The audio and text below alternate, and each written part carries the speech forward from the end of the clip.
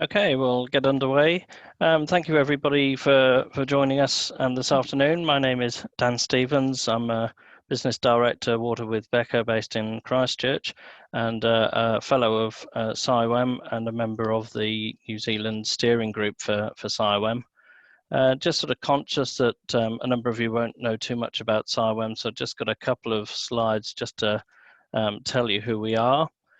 So we're a Royal Chartered professional body dedicated to environmental management, based in the UK, but with over 10,000 members internationally, and we have a New Zealand group that's active here, and keen for more people to join us when you can. There's a number of sort of benefits to joining CIWEM, and mostly around professional registrations and the opportunity to become a chartered engineer, chartered scientist, chartered water and environmental manager, chartered environmentalist. So a wide church really, and a great way to meet a number of fellow professionals and share your knowledge and learn and develop your career along the way. So this is the second of a series of webinars that we're organising, and this one's regarding the shovel-ready projects, but there's a number of others that are coming along over the next couple of months. So it would be great to have more people come along and join us for the webinars and to get involved. Okay. So today we've got two speakers for you. The first speaker today is Graham Mitchell, who's the CEO of Crown Infrastructure Partners. So we're absolutely delighted that Graham's been able to join us this afternoon. The Crown Infrastructure Partners are the government agency responsible for funding and managing the ultra-fast broadband, rural broadband and mobile black spot projects, as well as regional digital connectivity programs. But of most interest to us is the infrastructure funding and financing that's part of the COVID-19 recovery, and that's what Graham's going to talk to us about today. So prior to CIP, Graham was the CEO at private equity and venture capital funded technology businesses, and was a senior executive of telecom in New Zealand and Australia. So Graham's going to talk to us about the process that's been gone through for the shovel-ready projects, and what's happening now and what's going to happen next. And our theme for today is around shovel-ready projects. Where's the money going, and do we agree? So it's a good opportunity to hear directly from Graham on where this has come from. So I'll hand over to Graham, if you'd like to present your screen, Graham, and look forward to your presentation. And by the way, if we'll be running a question and answer session, you can use the question and answers to register questions as we go. We'll have the sort of two presentations, and then there'll be an opportunity to ask the two speakers and the other panelists any questions that you have as we go. So feel free to type in questions into the Q&A as we go through the presentations. Thank you. Okay, thanks for that, Dan. I'll try and do the technology sharing. So is that working? Yes, I can see your slides. Yes. Looks great. Excellent. Okay. Well, Crown Infrastructure, as Dan mentioned, is we're a Crown agency basically focused on basically partnering with the private sector in funding infrastructure projects in New Zealand. So we don't actually build; we fund other people to actually build infrastructure. So I'll just take you through what we've been involved with on the shovel-ready project, or the infrastructure reference group, as it's called. Let's have a look. Right. Okay. So the first thing is you have to think about this initiative as it goes side by side a couple of other major infrastructure, a few other infrastructure initiatives that the government is leading here in New Zealand. One is what's called the NZ Up program, which is effectively the large transport program that was announced earlier in the year around some roading and some rail projects and multimodal projects throughout the country. The way to think about that project, initiative, which is up to about 12 billion, that is very large projects, but a very small number of projects. And then there's some Three Waters infrastructure investment going out there. I can talk about that later because we're involved with that.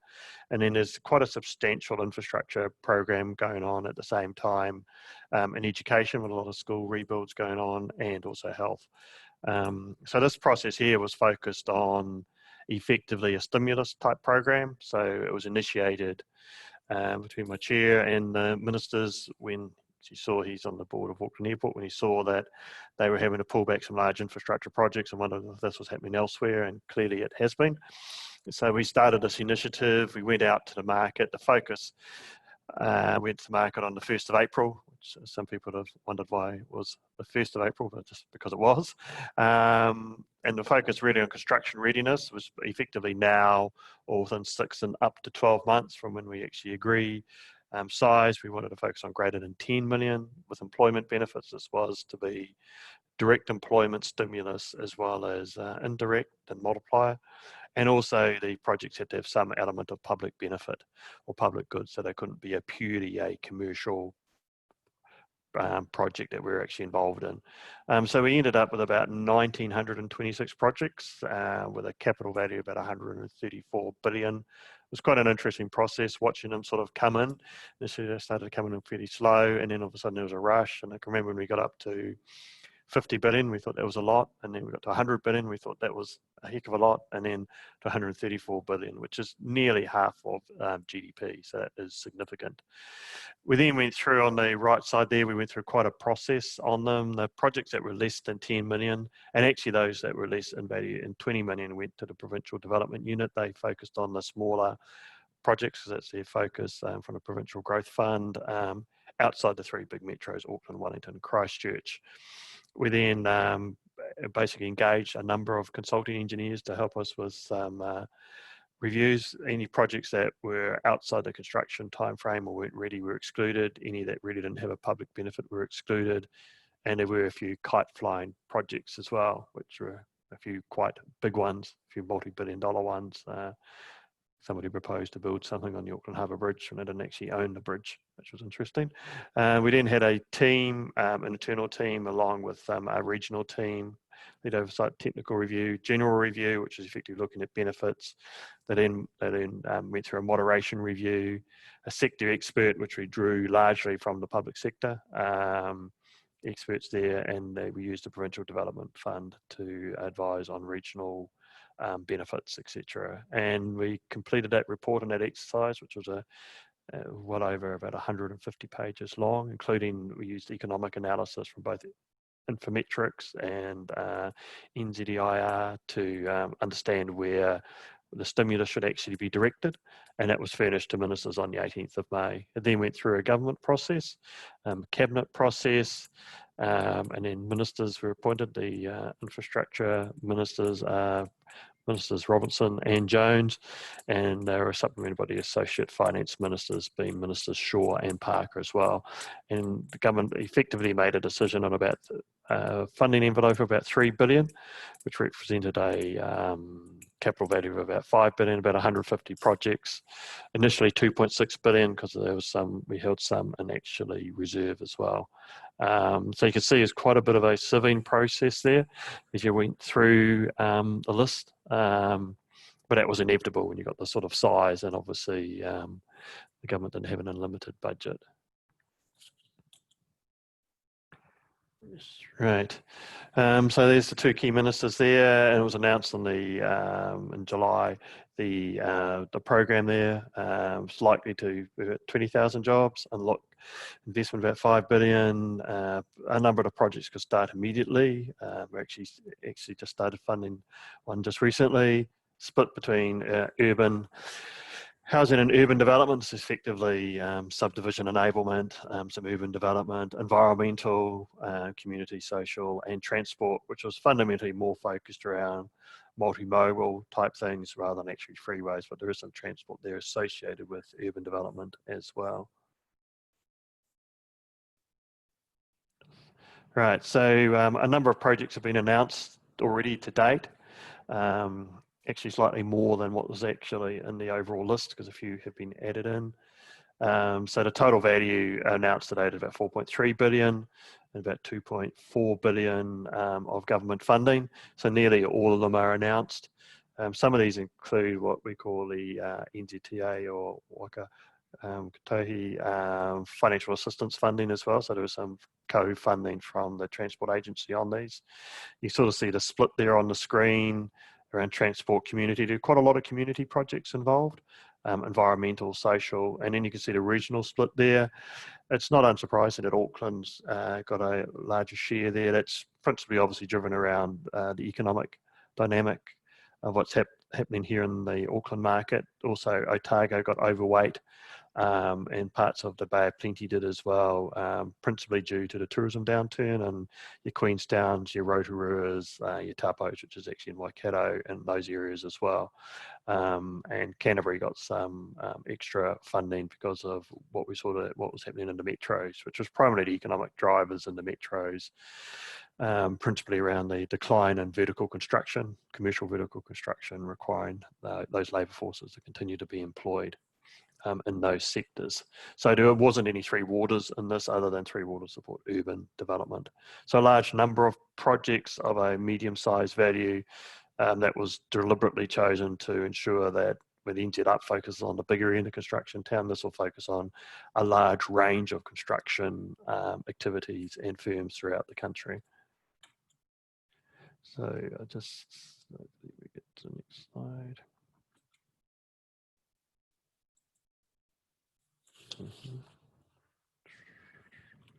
Right, so this is just, if you go to our website, you can see all of these projects. They're all sort of listed there with the value, the region, the name of the project, who the counterparty is. So if anybody's actually in the construction engineering industry, they can approach the counterparties to go through. I won't let you read them all. It's just to sort of say there is a lot there. You can see there's a range in project values. So the difference between the Crown funding and the project value is co-funding. So there is a number of these projects where there's quite a substantial amount of co-funding coming in from the private sector partner. Not in all cases, but quite a few. The funding is a mixture of grants, some loans, and a little bit of equity. You can see here there are three national programs, one around fire stations with Fire and Emergency New Zealand. It's upgrade a number of fire stations, one around a digital package, which we're actually leading, another part of our organisation is leading, which is respect to solving some of the COVID type congestion issues that were experienced throughout there, not in the metros, but mainly in the fringes, but not deep rural, and also a hydrogen refuelling network nationally as well. There's also a climate resistant resilience package. You can see there Northland Council, that was actually rolled out nationally, but we've allocated it here by region. So that was a couple of $100 million program that was actually proposed by the regional councils. And this is largely flood protection type work around the country as well. So there's quite a few more there, a mixture of verticals and horizontal type infrastructure. So if you want to, you can go to our website, just click on the IRG tab and you can find it. So here's just an example of some of the announced projects. Queenstown was the first one that was actually announced. So this is an arterial road, if people know Queenstown quite well, which is just going around the back. Instead of going down the hill to Shotover Street, it's actually the arterial will go a block back from that. It's designed to take traffic out of the town basin, and then a companion project is actually to upgrade the town basin project as well. So about $85 million of government funding going into this, and quite a lot of co-funding from the District Council down in Queenstown Lakes, which makes this about $135 million program. So this is a substantial program in Queenstown, and also enable vertical construction in the town basin and a lot of renewals as well. And actually, we like this at our government because it's a long-term sort of sustainable nature in one of our major tourism areas.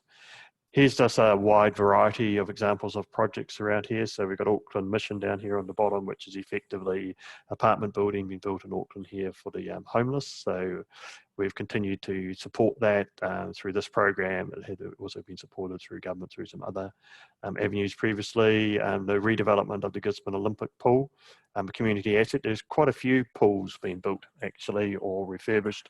And that was, again, government was quite keen to focus on some community assets rather than just a normal sort of roading type, classic type of infrastructure which people think about. So we've got one here, there's one in the Hut, There's one in Hawke's Bay. There's actually one in the West Coast, a little Hokitika as well. Auckland University, this is a large vertical construction project in the Auckland University campus.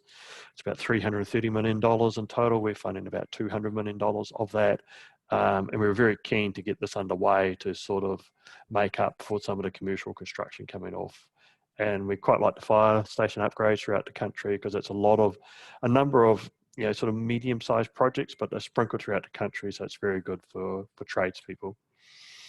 And a big horizontal here in Auckland, which is effectively upgrading a busway on the northwestern motorway, and also some bus terminals which hadn't been built.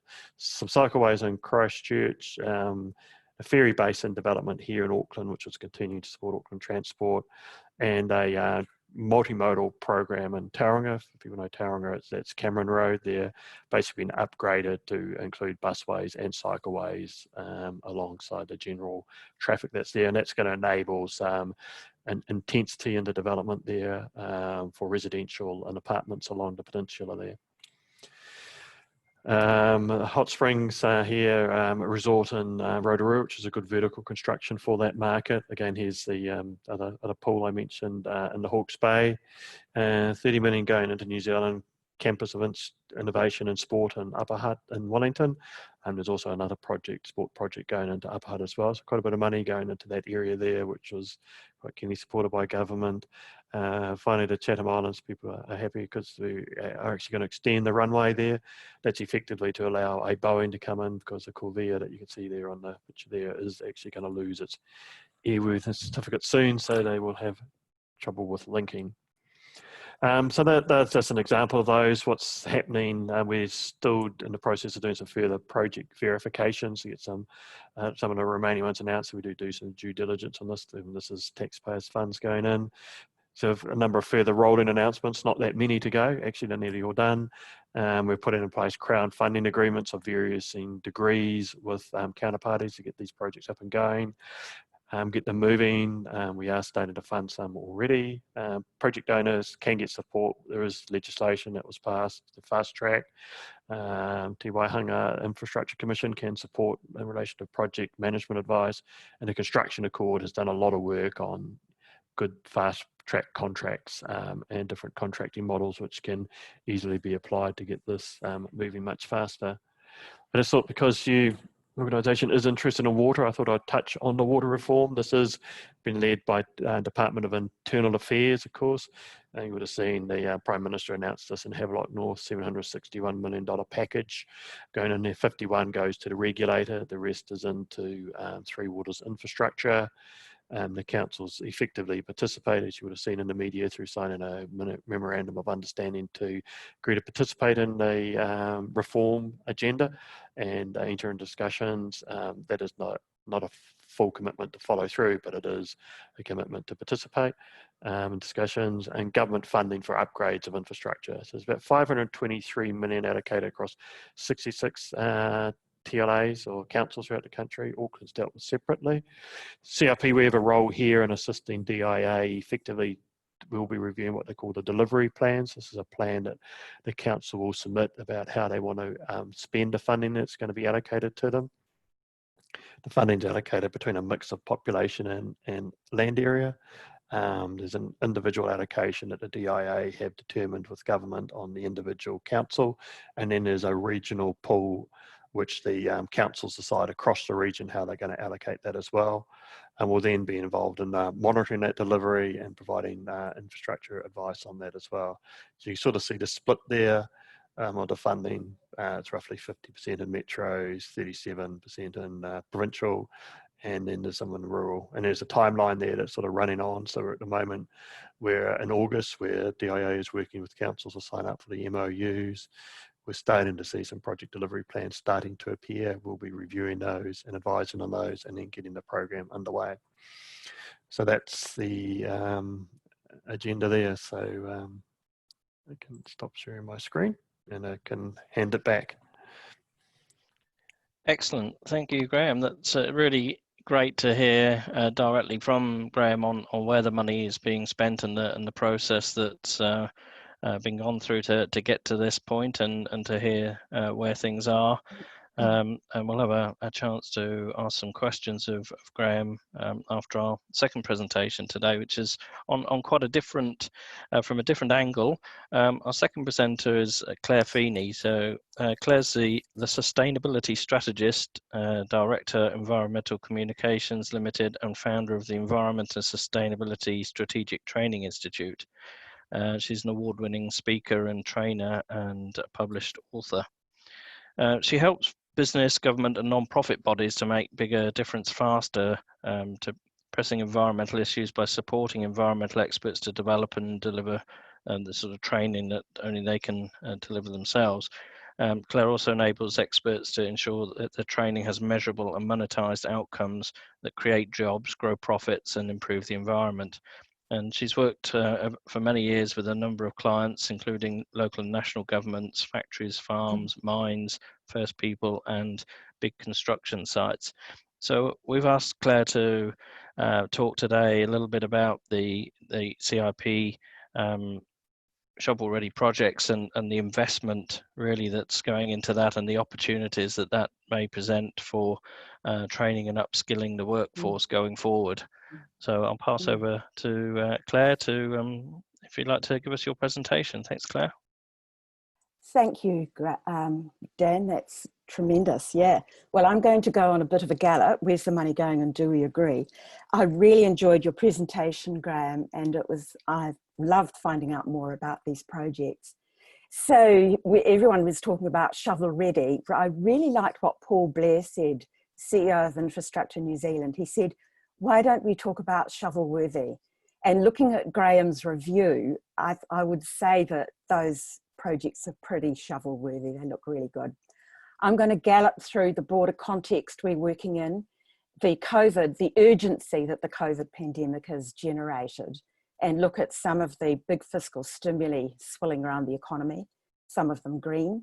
I'll look at training, what we need, and I'll also look at the economic value that it adds, which is quite extraordinary actually when you add it all up. And I think the ultimate point I'm getting to, and Dan prompted me on this, which I'm very grateful for, Dan, a legacy of long-term growth in all four well-beings. So the wider context is that things are moving very, very fast. There's been an enormous amount of environmental legislation, many new government agencies, and it's quite a complex environment for the construction sector to navigate. So the government put out its wellbeing budget, but of course, because the pandemic hit, it really was a COVID budget. And we've seen these stimuli come through for the construction sector, jobs for nature, free trades training, acknowledging. Sorry to interrupt, that, Claire. We've got no slides. Yeah, I just want to do a quick check. You have your slides ready. Oh. I didn't want to interrupt you because you sounded so great. That's funny. Shall I escape? Because I can see them where I am, but you can't. Can you click the share screen button at the bottom of Zoom and let me know what happens? Oh, I didn't. I didn't. No worries. That's what I didn't do. Thank you. Thank you, I have done Claire. this before. Yep. Right, I'll just go. Thank you. Perfect. Cool. Thank you. So I'll just zoom through these because this is what I'll be looking at. And we've got a navigation. So yeah, the government budget was supplemented when COVID hit with a lot of money for the environment as well as other things. So one of the interesting things is that there's so much money swirling around the global economy that people like Christiana Figueres was saying, look, we thought we had 10 years to address climate change. 10 years is not a long time. But she says with the COVID pandemic, we're never going to have that much money to spend again in short order in that 10-year period. We have to address climate change, and we've only got 3 to 18 months to do it in.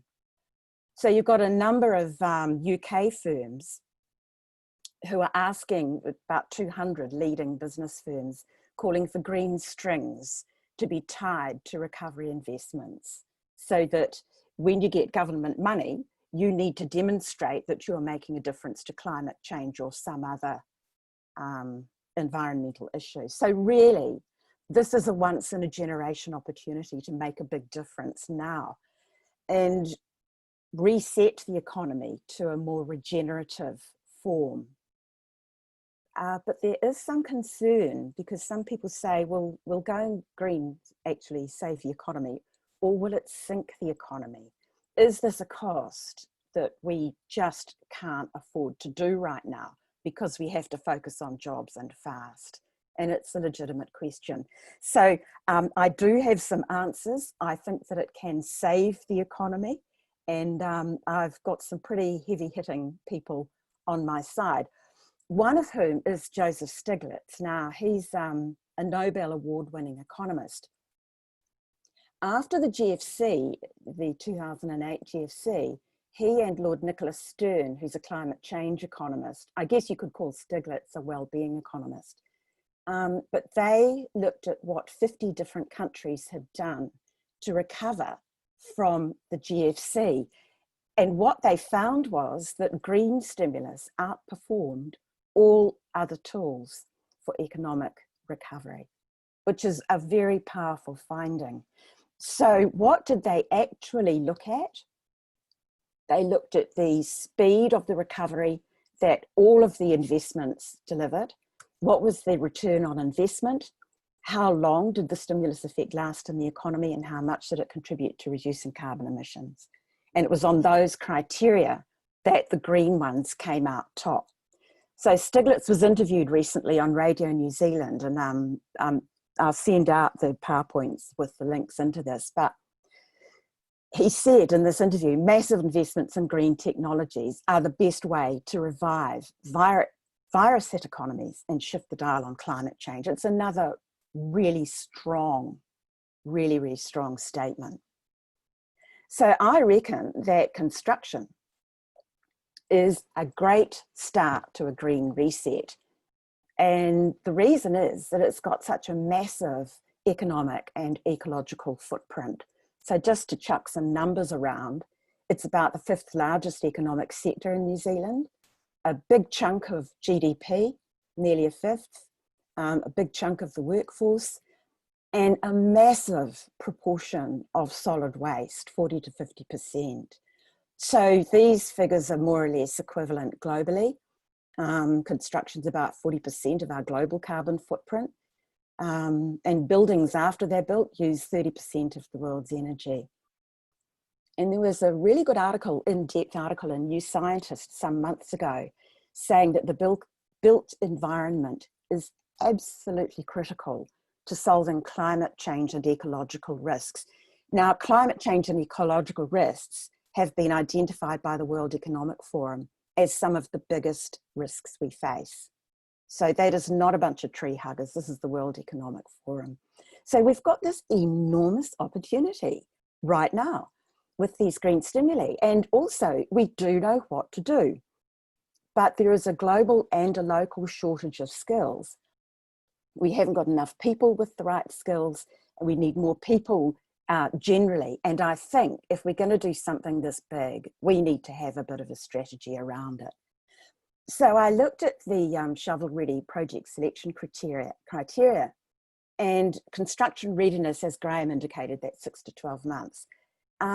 Public or regional benefit, does it give jobs? And what are the overall benefits and risks of the project? So initially I'd been thinking, well, shouldn't we have green strings tied to these projects?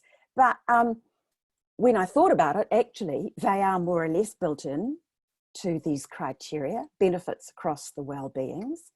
And because some of these projects will have been in the pipeline for a while, they will have been using the government sustainable procurement guidelines. In fact, these ones came out in 2010. And when I found them on the internet, I think, I remember them.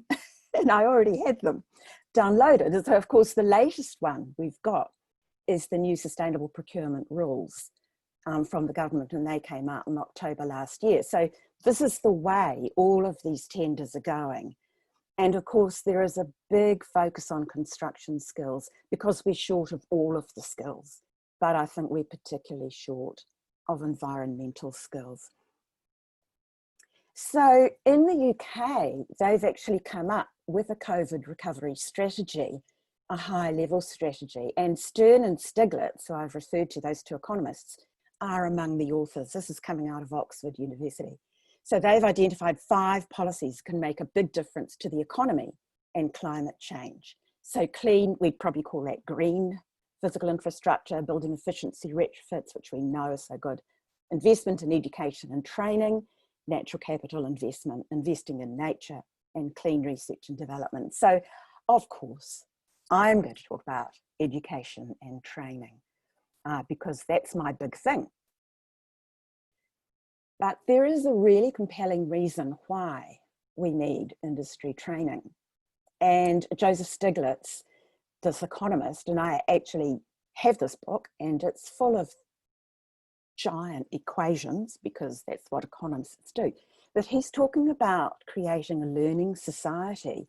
So he says that this should be a major focus of government economic policy all around the world, because he doesn't go into a lot of detail describing exactly what generates this, but it appears to be training within industries that increases staff capability, company productivity, and it gives them a competitive advantage, and that makes a real difference to the business. And if you sum that up to the learning society, he says that actually creating a learning society makes a country as a whole so much more competitive that actually it is what we should all be doing. And it outdoes, just like the green stimuli, it's a better investment of government money than just about anything else. So again, this is pretty powerful. So of course, I'm saying, well, why don't we start with environmental training as a big source of this learning? And the International Labour Organization talks about turning every job into a green job. And it defines green jobs as decent jobs. They've got good working conditions, they've got job security, they've got good pay, that are environmentally friendly, climate friendly, ecosystem friendly, as well as people friendly. And so if New Zealand Inc., Aotearoa Inc. are going to do this, well, I reckon we do need a national strategy. And the closest thing to that I've seen so far is a very short but very good document by Forest and Bird, where it just looks at sectors of the economy that the government has been putting fiscal stimuli into and says, well, what training would we need if we made these jobs environmentally friendly? It's a very, very good little report. So, of course, the government's got major reforms underway of vocational training. It's also rethinking the role of universities with respect to climate change. So our ITOs, our learning institutions, our government bodies are talking about Three Waters training. They're talking about RMA training. The review panel identified a crying need for training for the transition to the new RMA legislation. We've got a lot of sector associations like CIWEN, Engineering New Zealand, civil contractors, extremely active in training. We've got a lot of expert trainers as well. And, you know, this is what it will take to make every job a green job. Oops, I've gone out of my PowerPoint, here we are. So when the government did its COVID strategy, it kept aside an extra 20 billion. I think we might have spent some of it. But I personally think that every sector association in the country should be getting dibs on this to say, how can we green our sector of the economy? Now, in terms of training, I've been a member of the New Zealand Association of Training and Development for 25 years, even though I'm originally an environmental expert. And they've got 5 levels of evaluation training. Level 1 reaction is the smile sheet you get after every workshop, which usually tells you about the food and the air conditioning. But we can make that a lot more focused and find out how relevant did people find it to their job. How much did they learn? We can measure that. Has the training changed the practice at work? This is what we're doing the training for. What are the observable changes in practice, ideally in compliance with some kind of guideline or standard? what are the business results of doing that training? And as we've seen from Stiglitz, the results are absolutely astonishing for business impact. They really make a business much more productive and profitable. And then level 5 is measuring the financial return on investment of training. So obviously for environmental training, we would be looking at what difference is our training making to environmental outcomes. So at this point, we come over to what is the government measuring? And it's measuring well-being across 4 forms of capital, which roughly equate to the well-beings in the Resource Management Act. So that's social, cultural, environmental, and economic. And they've got a set of indicators taken from the OECD and the Living Standards Framework. And so this is the sort of thing, there's about 70 odd stock exchanges around the world are now requiring their listed companies to report against this kind of stuff. And one of the biggies is BlackRock, which has got like $6 trillion US worth of investments. So that's a very heavy market signal. So it was Dan inspired me to put together this slide actually, because I think if we deliver environmental training, and what I've seen from my clients, the benefits are just astounding. And so of course, for your individual trainees, you've got lifelong learning. In fact, if you teach your staff to read, you've got intergenerational benefits there. And I've seen that happen in companies. But Jos Reichsman is an adult educator, and he talks about lifelong and life-wide learning, which grows the whole individual. It's not just about work. And as a trainer, I can tell you that every time I deliver a workshop, I learn probably more than my trainees. So there we go. Then within an organization, when you are really focusing on the capability of your staff, you become a learning organization. Now, this is the sort of thing that Peter Senge, who is a seminal business writer, has been talking about for many years. And so our clients, our consultants, our contractors can be learning through these shovel-ready projects. And Michael Porter, who's a Harvard Business Review class author, in fact, he is the biggest, most cited author ever in the Harvard Business Review, talks about the competitive advantage of learning. He says it's the only thing you can do to keep ahead of the opposition. And in 1995, he identified environmental learning as a key source of competitive advantage. And then, of course, we've got Joseph Stiglitz, who says that really becoming a learning society is what we could really be doing at this time. And that comes back to building the capacity and the capability of all of our shovel-ready projects to train their staff to deliver those outcomes that were envisaged in the Crown Infrastructure Partnerships criteria, and that we could probably measure as we come out of these projects. So the big question was, where's the money going and do I agree?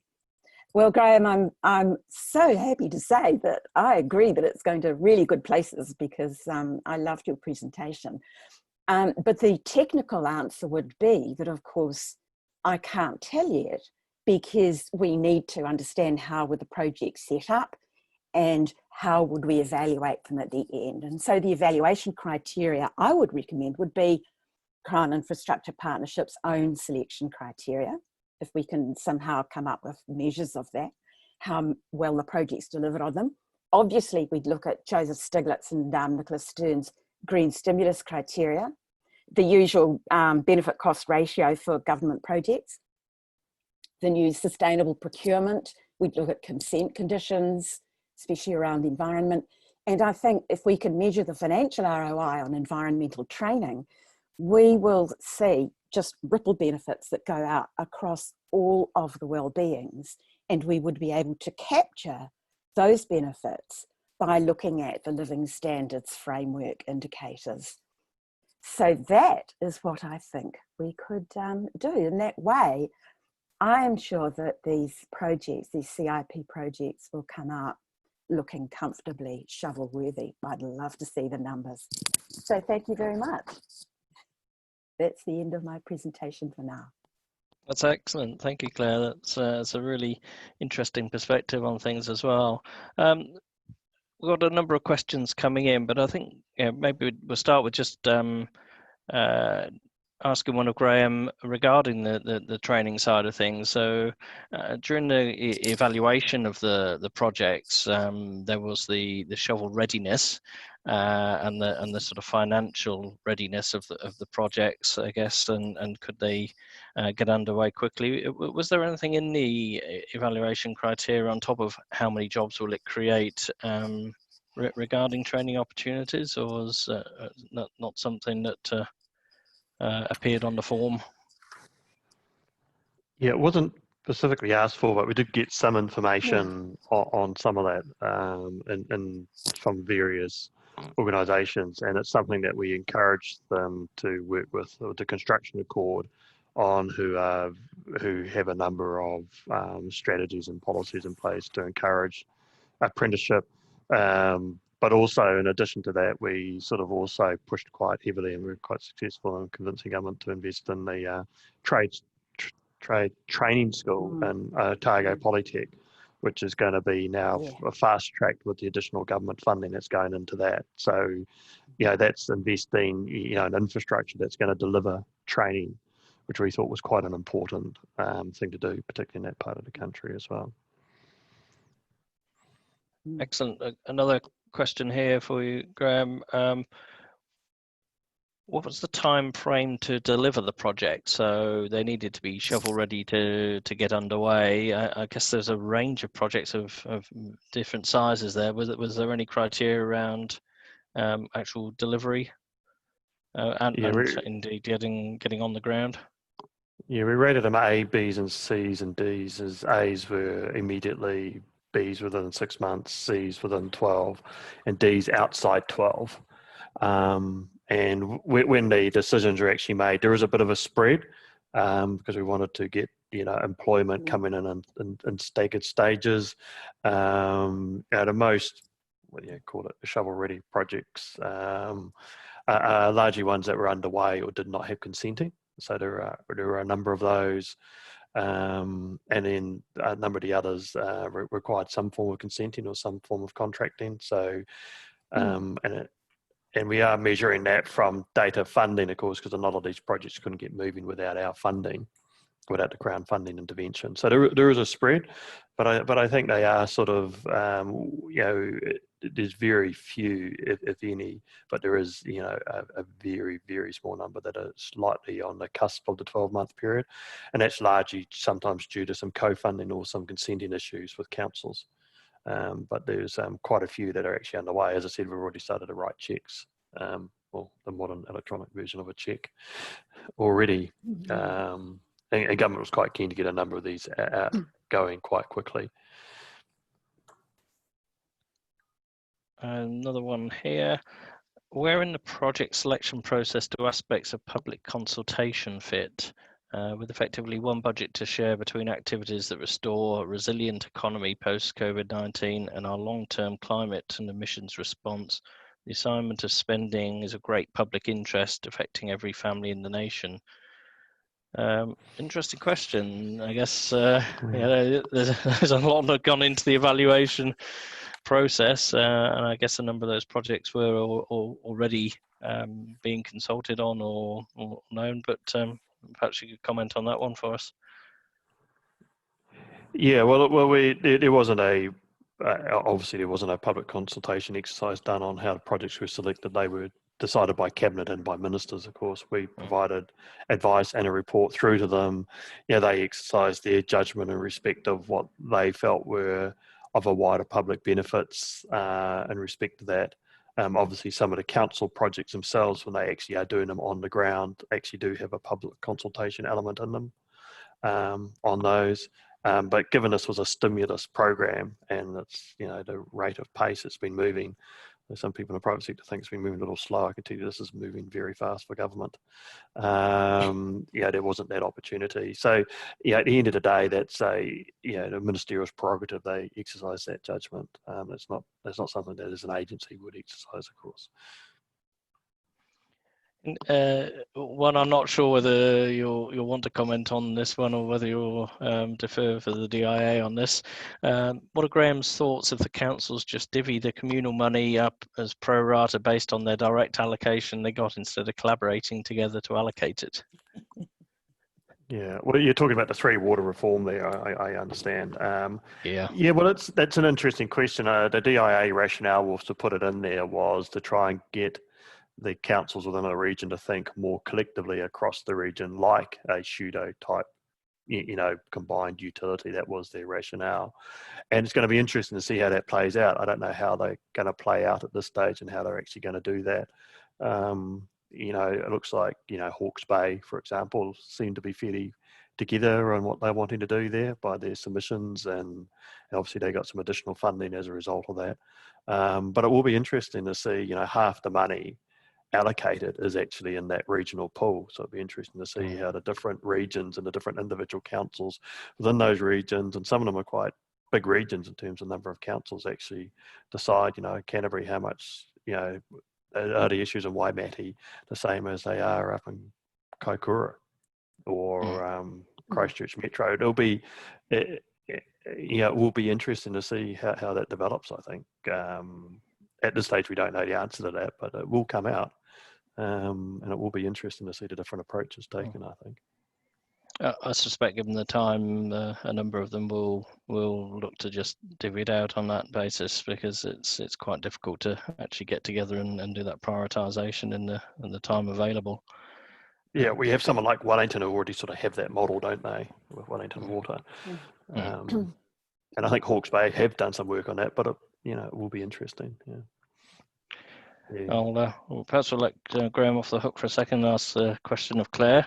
So Claire, how would the type of training programs you're talking about be built? Who would build them and who would measure the outcomes?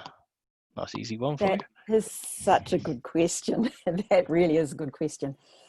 In my view, if you're looking at a big deal like COVID reset, I think we need to look at every sector, and every sector pretty much has got its own professional or trades association. So for example, look at all the stuff everyone's talking about with sustainable fashion, for example. And so, or in construction, we've got a lot of environmental training, although Connexus have been doing a huge amount of work with civil contractors. They've done some excellent work, but there's a gap for professional training. The trades training is very well addressed, although we're only just starting on the environmental stuff.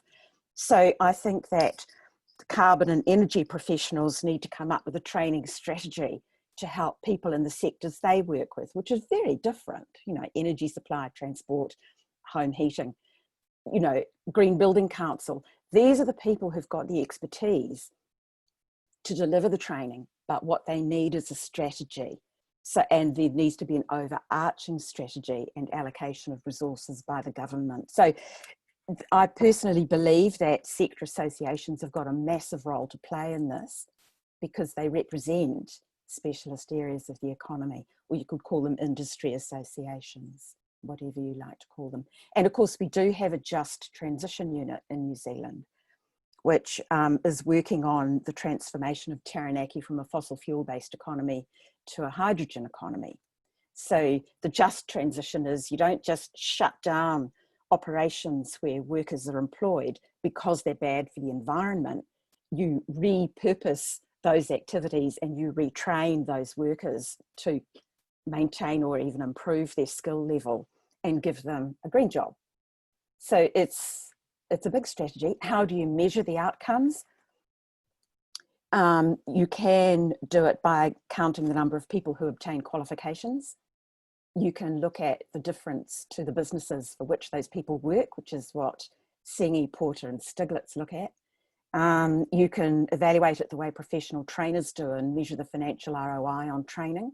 And I think all of those things need to be lined up with the government's living standards framework, so that, because, when you train anyone on any topic, let alone the environment, you get amazing benefits spread everywhere else and across all the other well-beings.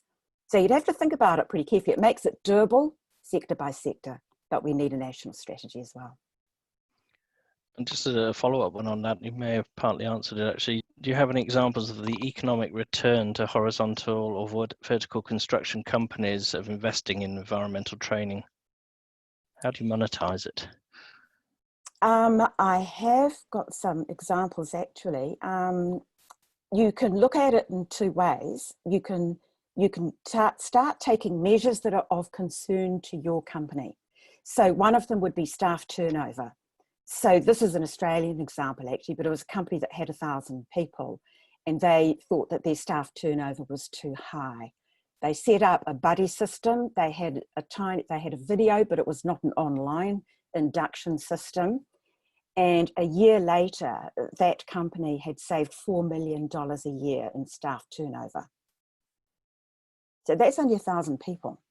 So that's an example of people are looking for training and they will prefer an employer that offers training over another one that doesn't. So that's just one example. Or for example, if you're in a high compliance sector like construction and you've got lots and lots of spills, or you're not happy with the amount of spills you're still having, it could be lots of little ones, could be the occasional real biggie.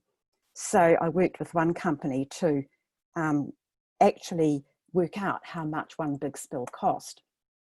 And it was a spill of about a cubic metre of paint at night, of course, from some road painting, went into a river that was thought to be up above a small town's water supply intake. So they just threw everything at it. They did a wonderful job. They phoned the fire service, they phoned the solid and liquid waste, the sucker trucks, you name it. They got the council on board. They phoned up all their daytime staff as well. They were all there, the environmental team, cleaning this thing up. They didn't get prosecuted. They didn't even get an abatement notice because their job was so good. When we added up the time, may I emphasize the fact that there were no lawyers' fees involved in this, it's 152 grand for one spill. But then I've seen another colleague and she worked out the cost. She'd been on a construction site the day before we were in a workshop on this. And she said, well, could I do a cost analysis of one cubic metre of concrete? And I went, sure, why not? It'd be interesting to know. So she did the costs and it worked out the thick end of $10,000. By the time they'd sorted out the fact that the spill had happened, done something with the concrete which couldn't be reused and got back to the job, the actual cost and the disposal cost was about 10 grand. So it's a lot more likely that on construction sites around the country, you've got spills of the odd cube here and there of concrete happening all the time than you have of a cubic metre of paint. But that money is real money. When they're cleaning up the spills, they are not doing the job you're paying them to do. So this is part of the reason we've got low productivity. It's a real drag on the economy. So it depends as a company, what do you want to measure? But there are, if you start looking at the 4 well-beings, you will be able to measure and monetize those benefits. I mean, if you're training your staff because they've got to be able to read diagrams so they construct environmental controls properly, and that's going to save you hours of rework on your erosion and sediment controls, days of rework. Now that's a massive cost. I'll probably I'll stop giving examples there. Thanks, Claire. We'll put Graham back on the hook then. One for you, Graham, regarding the selection of the projects, I guess. Was any consideration given to supporting existing projects which were facing losing their funding due to councils no longer being able to fund them, or I guess private enterprises, rather than soliciting new project proposals, i.e. where the impact would have been immediate rather than spread over the next few years? Yeah, sure. Point number one, we didn't solicit anything. We just put emails out. We just advertised to put your shovel-ready projects in. So we got anything and everything, I can tell you. In relation to supporting existing projects, yeah, there are a number we classified as A projects, and just by way of example, the 2 Auckland transport projects that were announced, which was the Ferry Basin and the Panui bus exchange, are examples where the Crown funding is continuing to get those projects delivered. Without the Crown funding support, those projects would have been frozen. For example. There are others around the country, but I just sort of mentioned those two as significant, and I can see, I had to go to the office, I can actually see the ferry basin out the window, so that will be employing quite a lot more people. The project's halfway through and it would have stopped without the Crown support. Right. Will current economic and employment equity issues be addressed, and how will these be measured? It says COVID showed these up in sharp relief. So any comment on that one? Yeah, the Difficult subject. what we did do, we did take economic advice on where the economic downturns were going to be the greatest, and the employment sectors that were going to be hit the most. And we advised government, and they largely took that on board. They did a bit more of a regional skew in relation to where the intervention should happen. So that is also in relation to projects that, and the arrangement for employment equity is also wider employment we looked at as well. So not only the direct employment on a project, some of the projects that, for example, had a multiplier impact where you get greater employment through supply chain, or also projects where, for example, we're funding a building which is actually going to, or a business, infrastructure which is going to have people actually working on it later. There's also those matters we looked at as well. But it was definitely some economic skew, and we are, they are all going to be reporting on the incrementals, new employment they actually put onto the construction sites as the projects are built. It's a nice easy one for you. Were there any lessons learnt from the process? Is there anything you'd do differently next time? Yeah, I think one thing, and we've talked about this, we had to do this in a hurry. There was a huge amount of pressure on us, but one thing that we would have taken as a learning is to work out what the output we wanted first before we designed the input form, which sounds quite sensible in retrospect, but when you're moving at 100 miles an hour, it wasn't. So we had to go out and do a second information request. For example, we did ask generically what government support you wanted.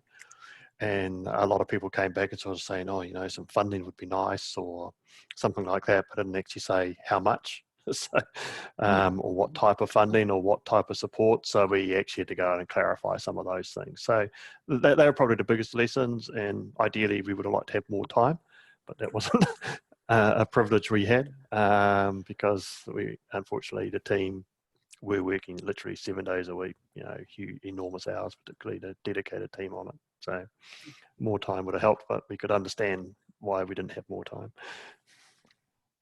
I'm not sure if this is one as much for the government as for you.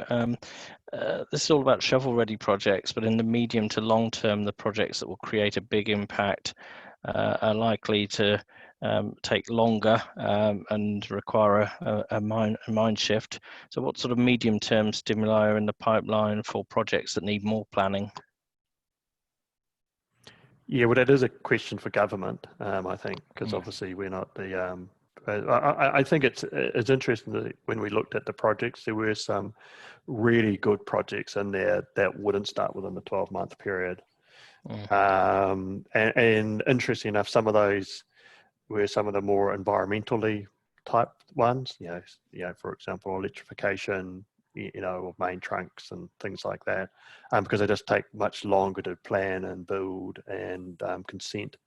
So there is a very good pipeline there, and government does actually have that now, so they can actually see what that sort of looks like.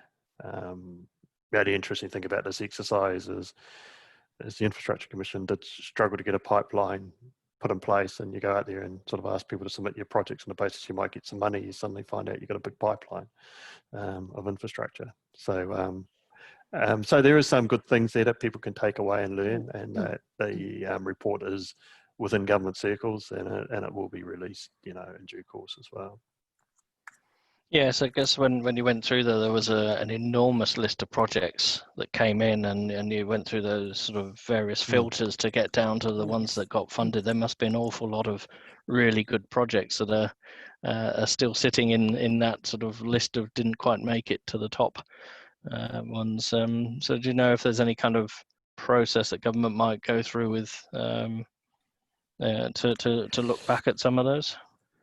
Yeah, well, it's something that we will, once the dust has settled a little bit, because at the moment we're transacting, obviously, to get funding out there, talk to Infracom about, the Infrastructure Commission. It's something that they're set up and established for that sort of advisory role as well. So, that's a key thing to sort of do as well. And there are some good projects in there, some really good projects, as you'd imagine. Yeah. Was weighting given to projects specifically providing positive outcomes to Maori? And then Claire, do you have a view on including Mataranga Maori into sustainability training? Forgive my pronunciation there. We feel I can answer the first question really quickly, and the answer to that is yes.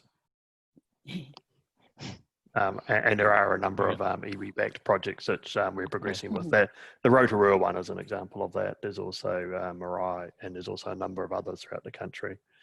We're partnered with iwi as well. Okay, Claire, would you like to comment on the sustainability training and input from Maori on that? Yeah, Elizabeth, it's a brilliant question.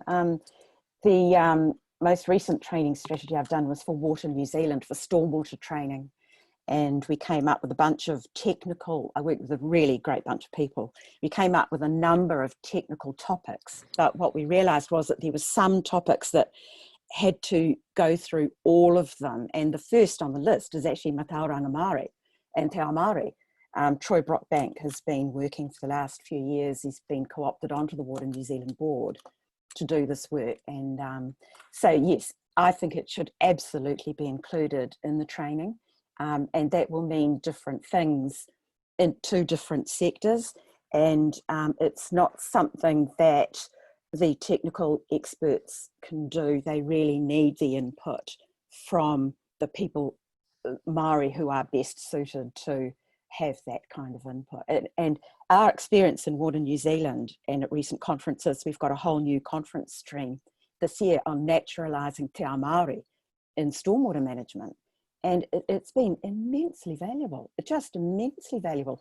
And it's been such a popular topic for people to present papers on as well. Another question for you, Graham, without stealing the politicians' thunder. Are there any shovel-ready announcements outstanding, and when will it be made? Well, it's one already anonymous attendee as a politician himself. I just checked the website. There's about 2.4 billion that's been announced to date. That the announcement that was initially made by government was about 2.6 billion to be announced. So that would imply there's a couple of 100 million more. There's actually probably a little bit more than that to go. And they're going to be progressively announced. Effectively, you get through a number of announcements quite quickly because the projects are reasonably straightforward, and the ones at the tail are just requiring a bit more due diligence and comfort before the Crown announces in principle, which you would expect us to undertake, when you're looking after taxpayers' money.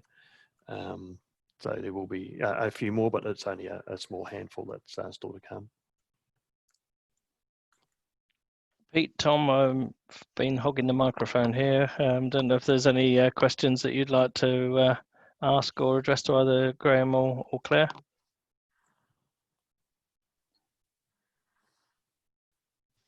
Thanks, Dan. Yeah, Claire, the one that really stands out for me is how quickly do you think we can actually energize the industry? And my area of speciality, as you're aware, is water.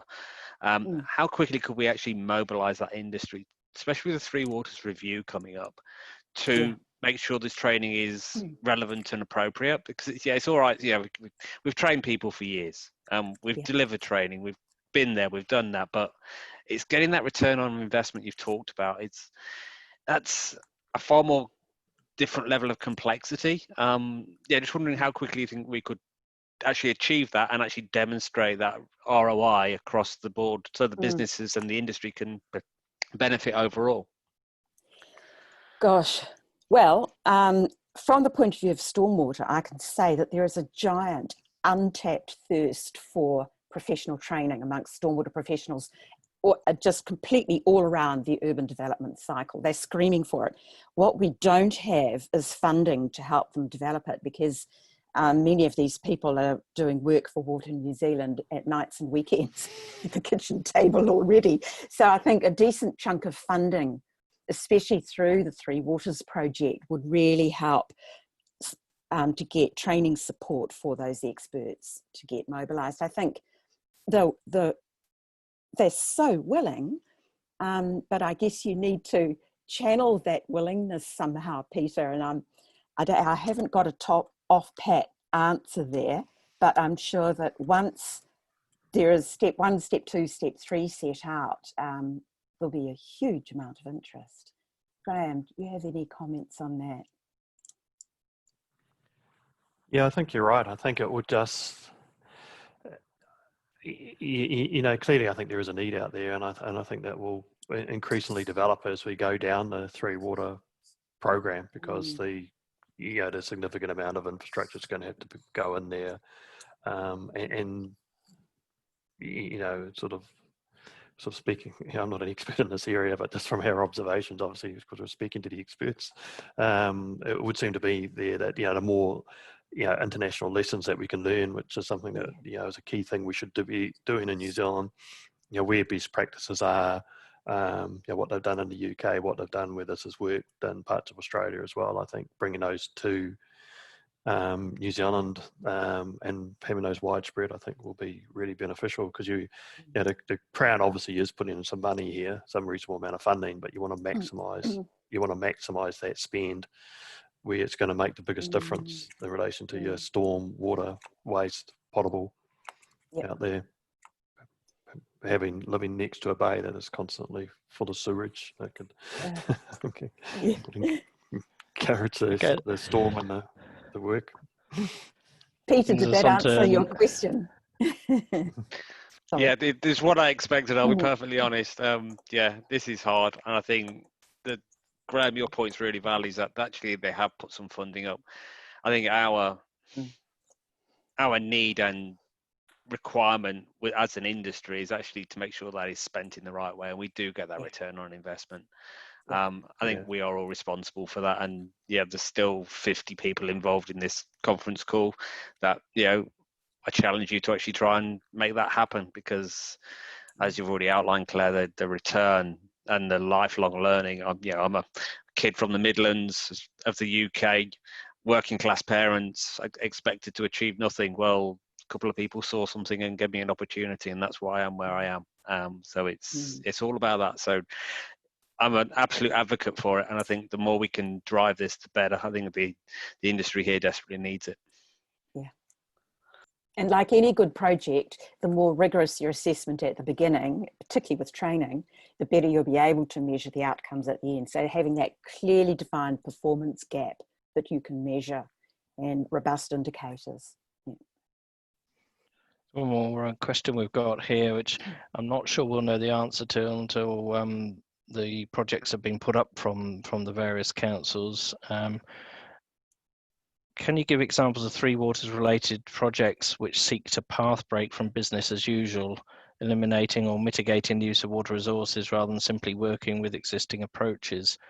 So an example would be a project that seeks potable rainwater collection funded for households in Auckland, or one that focuses on grey water reuse, even alternative localised waste collection that avoids the need for pipe black water across cities. So I don't know if you're in a position to answer that at all, Graham, or whether there'd be some kind of weighting given to projects that have wider benefits. Yeah, well, we haven't received any delivery plans yet, so it is a bit hard to answer that. There were a wide range of Three Water projects in the IRG process, but the process we're doing now is different. Yeah, but it would be great to see some of that sort of stuff come through. I think, some of that different thinking. Having lived in Sydney, where rainwater tanks were used quite effectively by Sydney Metro Water, to supplement potable with grey, that did actually work very well for that city that had actually been in a period of drought and in the end resulted in them not having to use their seawater plants. So, it'd be interesting to see what does come through. Be interesting to see, in particular, what some of the rural councils are going to do differently. It'd be interesting to see how that might not be out of this funding round, because this funding round might be more about, plugging holes, or literally, or just fixing existing infrastructure, asbestos pipes and things like that. But hopefully in the next rounds, you'll see some of that sort of stuff come through, that future focus, I think, rather than just, let's patch up what we've currently got. Yes, and I guess they've got a bit more time, haven't they, to prepare for those next 2 rounds over the next couple of years, to start thinking about some of those things. This is quite a quick time frame for them to extend the business as usual or projects that weren't in the immediate pipeline. Another one for you, Claire, here. Would you like to comment on reduced immigration due to COVID and its impact on the skills shortage? Yeah, good question from Rima. We've actually got a global skills shortage. We're all competing for the same good people. So we might have a bit of an edge in that people might be more willing to come to New Zealand than to other destinations. But I think too that, so there'll always, even if we can import the most wonderful people, we will still need to distribute that capacity and capability and have those people training as many other people as we can. So yes, it would be fabulous to think that we could import some of the best. We are always going to have to continue to grow our own. And when we do that, the benefits of actually adding further skills to our existing workforce, that is what creates the learning society that Joseph Stiglitz came up with his amazing numbers with. I think the main observation would sort of make with the construction sector is certainly we are a much more attractive destination than probably what we were pre-COVID, just with our current status and how we've handled the whole situation. So hopefully when we can get more border throughput capacity, that is going to help, particularly with repatriating Kiwis, which we've seen a lot of. And that's, we've seen, we were quite worried about the housing sector, the housing construction sector, but we've seen in the Waikato, for example, and Selwyn and places like that, is actually record consenting coming through, which is driven by expats landing, looking in Auckland saying, geez, it's expensive, and they just go south, basically. They're very welcome to come south. If they can get out of Auckland now. Yes. Just one last question here. We're digging tunnels here at the moment.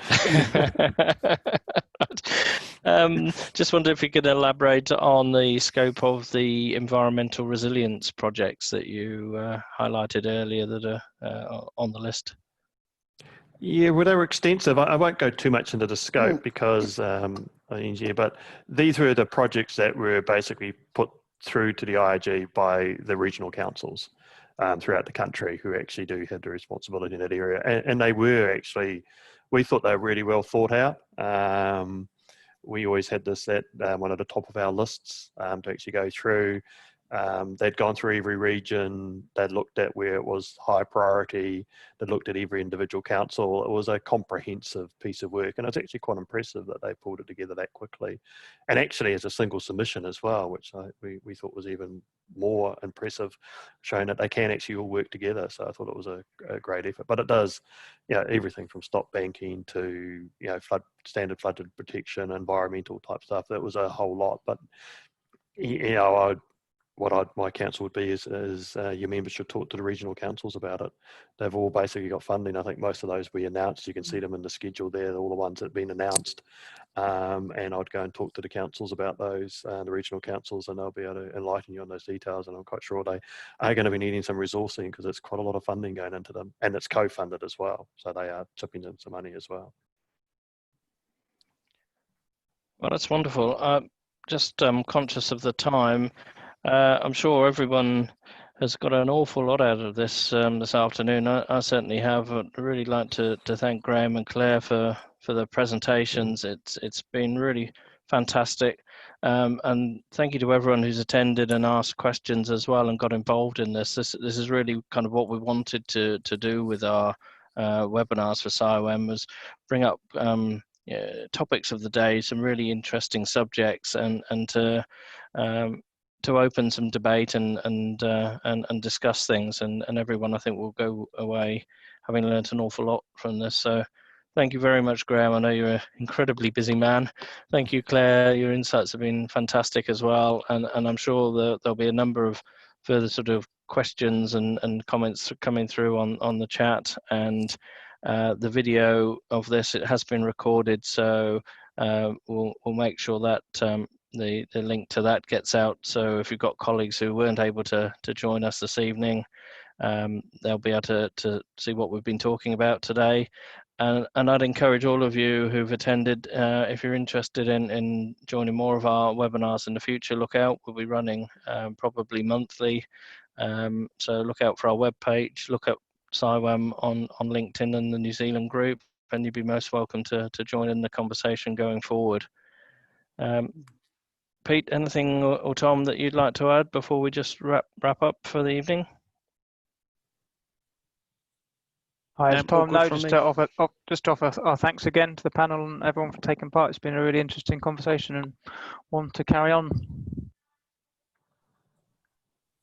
Pete, last comment from you.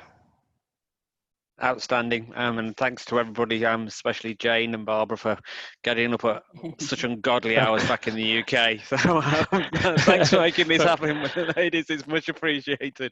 We can't do it very without much you. appreciated. No, that's wonderful. Thank you, everyone, and have a good evening, everyone. But we'll call it a day there. Thank you.